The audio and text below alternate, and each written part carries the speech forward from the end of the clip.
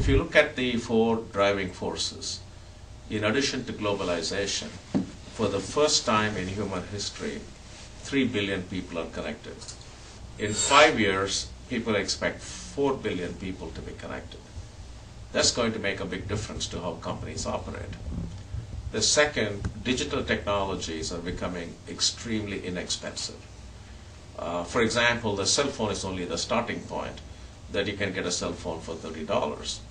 But you can also get 16 gigabits of memory in USB for less than $20. So the costs are going down dramatically. And this means technology does not differentiate any longer between the rich and the poor. The poorest people can have exactly the same technology as the rich have. Maybe less bells and whistles, but the same technology. The cell phone is just the starting point. And then there is convergence of technologies. The cell phone is a phone, it's a computer, it's a map, it's a watch, it's a camera. So all these technologies and businesses are coming together. And finally, I think social networks are becoming extremely important, like Facebook, MySpace.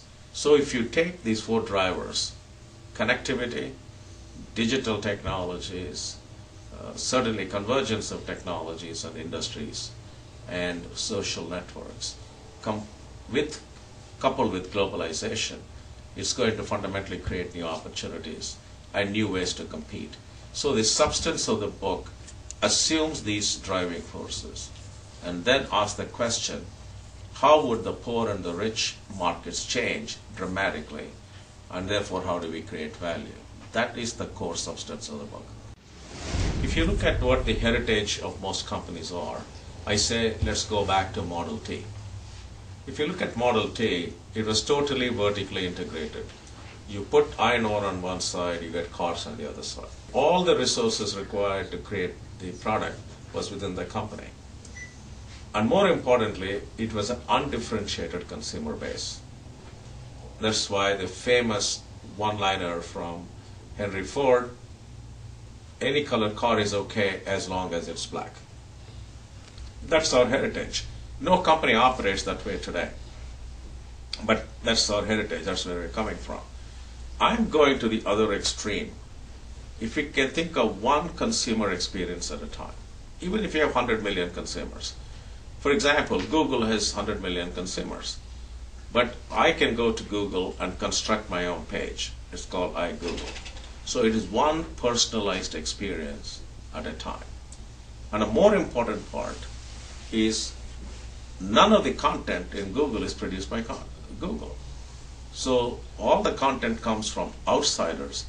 They aggregate it and give it to me. So one consumer experience at a time. And in order to serve that one consumer, you get resources from around the globe. This is very different. It's 180-degree different from Model T. So I call this N equal to 1, one unique personalized experience. And or the resources are global. This is very different from vertically integrated, undifferentiated consumers. That's where the world is going. And that is true whether you're in Starbucks or you're in Apple. Apple, you can create your own music portfolio, but Apple does not create the content. Neither does Apple produce the device. The device is made in China, the displays come from Japan, the semiconductors come from South Korea.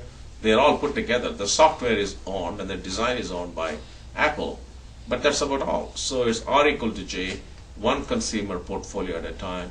You make your own portfolio of music. So this is happening not only in what I call the new age companies, Google, Apple, Netflix, and so on, but also old age companies like in tires, insurance, automotive, and healthcare. So that I think is the new approach, N equal to 1, one personalized experience, and resources from around the world to make it happen.